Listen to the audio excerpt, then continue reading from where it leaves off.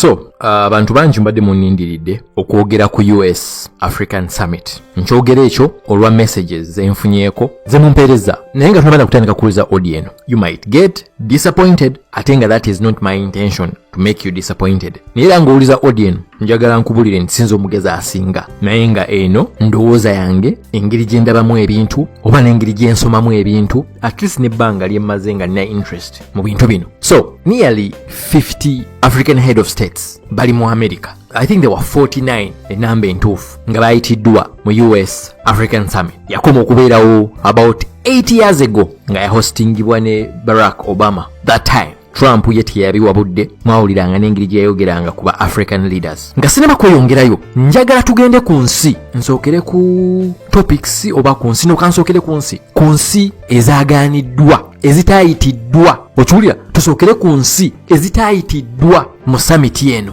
naye nga reason ya America oba reason ya Biden president wa America obutayita nsi zino ettaano yasinzidde ku ki? Reason esookera ddala nti they violate human rights. Ye reason esookera ddala lwaki tebaayisa ensi zino ettaano human rights, n'ekirala nti ensi ezo zifugibwa military junta oba military juntas. So era ensi ezo teriyo democracy, they don't recognize them. Nsi ziriwo ezo mulimu Guinea. Eno wenanga mujjukira nti waliwo ku eya Kano Mamadou Doumbouya, if that's the right name, gye yakola mwezi gw'omwenda mu 2021 okujjako Alpha Conde ali efudde dictator naye. Mulimu Sudan, mulimu Mali, eyo Mali nayo waliyo ku. Kuliko Burkina Faso banga lya myezi mwenda yalina ku 2. Then nekubeerako ne Eritrea. United States teina formal ties zonna ne Eritrea era nga bagamba nti president wa Eritrea dictator. Now nina audio gye nakola sometime back abaali bawulira episodes ezo when nakola I think nakola the 10 dictators in Africa.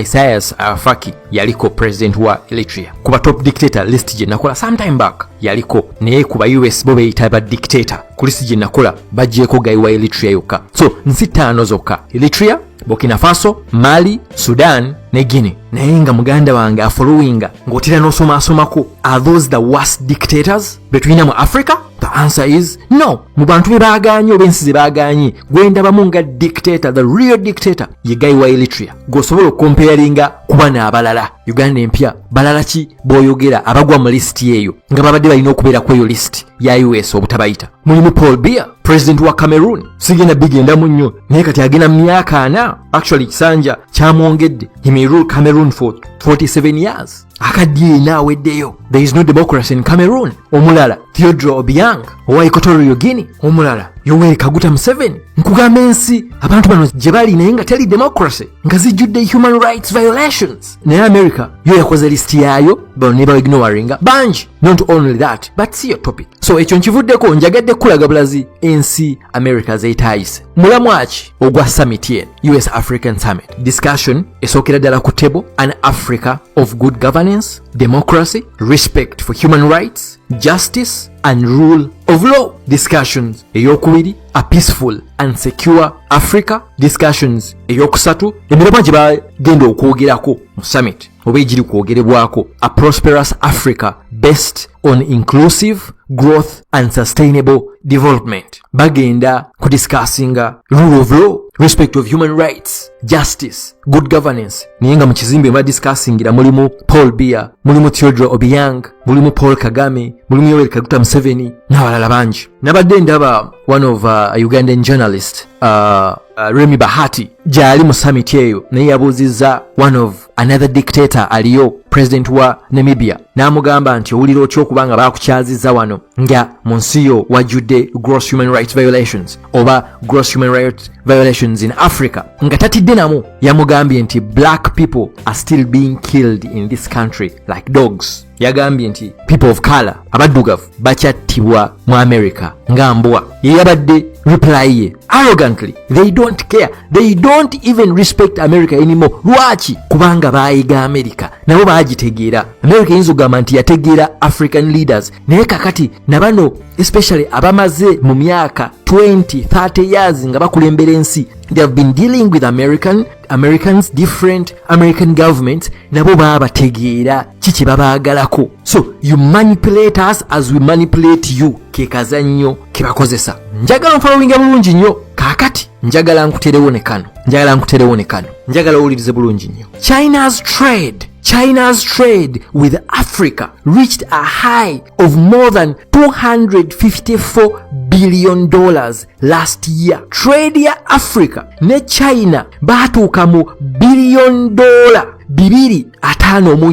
Just trade between Africa, just trade with Africa and China. Now, trade eyali esinga amaanyi, that's the US and Africa. Last year, nga China and Africa was $254 billion. Last year, US trade with Africa was just $64 billion. Ochulia, omwaka oguwedde China and Africa, the trade was $254 billion. The trade with America was $64 billion. Bwekyo woba tokitegeera lwaki summit eno erina okubaawo kwekyo kyenkugambye. Muganda wange, I cannot explain to you better than that. Gwasuubira nti US egenda kufa ku human rights badiscussing. Kino kyokka njagala kikulage, kikubuulire newookoma okulira audio eno.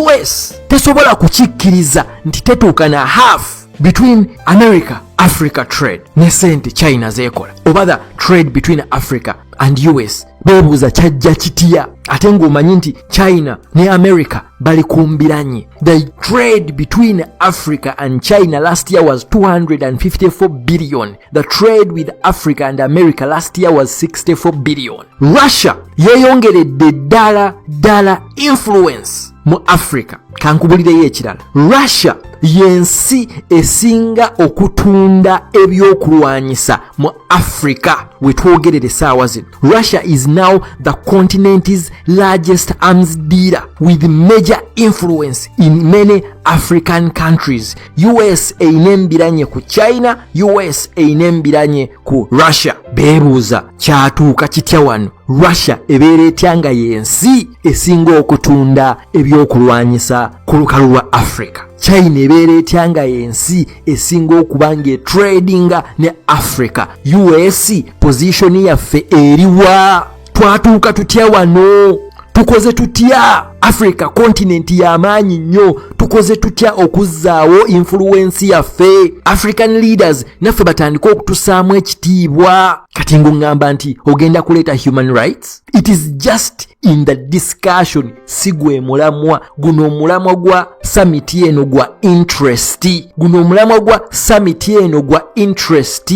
US eyagala kuzzaawo influence yaayo because once upon a time zino byonna by'owulira ebya Russia ebya China, US yali waggulu. How did we lose it? Yensonga eriwo era tugizzaawo tutya? Okuba nti ensi zitwakolagana nazo ate zitusinga mu Africa, ate nga Africa continent y'amaanyi. Kyamaanyi nnyo okuba nti Russia yesinga okutunda ebyokulwanyisa mu Africa. Omanyi kyekitegeeza? Omanyi sente ba dictator ze bakozesa mu byokulwanyisa? Kitegeeza nti Russia ekola sente empitirivu okuva ku lukalu lwa Africa. Ate nga bo tebafaayo kasita mubanga muyina sente babaguza byonna bye mwagala. US kubuuzabuuza ogenda bikozesa ki like bino tolina kubeera nabyo. Russia oyina sente twala byoyagala. China oyina kyoyagala. Abachina kitusobola okukolera. Katukuwole ebbanja liwere bajiba kugambe twagala kino, twagala otukolere kino. Influence ya China ng'egejjera ddala obanga ekulira ddala because bakubanja. Kati njagala byenkunyonyoddemu ebyo katono nnyo. Golowooza bafa ku human rights violations mu Uganda? Olowooza bafa ku human rights violations in Cameroon? Olowooza bafa ku human rights violations in Equatorial Guinea? Human rights violations in Rwanda? No! They need their influence back in Africa. Kyova olaba badictator tebakyatya America nga bwe bagityanga edda. Badictator tebakyatya bazungu nti baba insultinga. I'm going to give you an example. Ng'otaddeko sente, ng'oggyako sente endala zonna America zeeteeka mu Uganda. Zonna America just in health and development bawa Uganda over $1 billion buli mwaka. size zokka naye waliwo ezijja buli mwaka as a guarantee. Think it's 1.5 or something like that, but more than $1 billion buli mwaka nga zigenda mu health ne development. Naye njagala otunulire health sector ye Uganda gwe kulabikiranga eyingirwamu $1 billion buli mwaka. Why do you think buli kati wogenda buli mawulire gonna gowulira bagamba nti US egenda kuinjectinga 55 billion mu Africa? Mugende ku website zonna ezogera ku eno summit emboozi nti US egenda kuteeka sente $55 billion. Lwaki kyonna kiri surrounded about money? Bagenda kuteeka sente. Mwawuliddeko ekintu kya human rights violation, naye nga wogenda ku top topics oba discussions ezirina okwogerwako nzibasomedde. Topics wogenda ku agenda ezirina okwogerebwako. Nze bintu byange sisamassamwa nabyo. Genda ku state.gov/Africa Summit state.gov/African Summit. Ogenda kusanga bino byenkugamba ebintu bagenda okwogerako. The first discussion was an Africa of good governance. An Africa of good governance, democracy, respect for human rights, justice and rule of law. Lwaki sibi ebikutte headlines zonna, wabula ekikutte headlines zonna US is injecting 55 billion in Africa. Nakugambye woba oli excited, you might get disappointed. Siyagala kola audio zisuka dakika 10 oba 15. There is a lot kyensobola by explaining ira kweno issue ya US African Summit. Unfortunately, ngenda koma wano. Maybe nja kola part 2 yayo. Tuji breaking it down. Ninga baganda bange. This is about interests za America. Has nothing to do kubituluma mu Africa. Nageze nesoma article mu New York Times olunaku lwajjo nga boogera engeri China je treatingamu ba African leaders, African dictators nga bagenze China, babawa president, babawa VIP welcome nga president we China je bamuwa. Omanyi kitegeeza kumufirika ku basajja batakyayagala na sente nga kati all they care about is power. We bakyala mu Russia bali mu discussion nga banyumya Russia nejja wabweru wa summit gye balimu ne parading ennyonyi ennwanye z'akabi ebyokulwanyisa ebyakabi ng'afuluma mu bufulumi n'alaba ebyokulwanyisa ne batya n'okutya. Oba yagala okusoma article eyo, there is an article that yawandikiddwa olunaku lwajjo mu New York Times. Nga wegambye njagala nkumiwani for now. I think we'll have a part 2 of this. Mbagala nnyo. Peace.